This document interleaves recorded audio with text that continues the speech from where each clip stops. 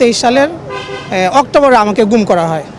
আমাকে মাগরিবের সালাতের পরে আমাকে মসজিদ থেকে তুলে নিয়ে যাওয়া হয় এবং আমার চোখ মুখ বাঁধা ছিল, আমার হাতে হাত করা ছিল।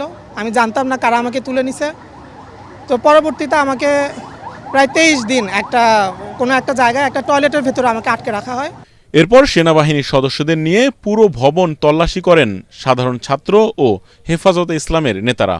ভবনের প্রত্যেকটি ফ্লোর এবং রুমে তল্লাশি করা হয়।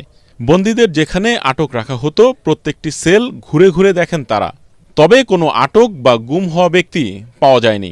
একটি পাজামা রয়েছে এখানে ঝোলানো, এই যে পাজামা, একটি গামছা রয়েছে এবং এই সেলে কিছু আছে।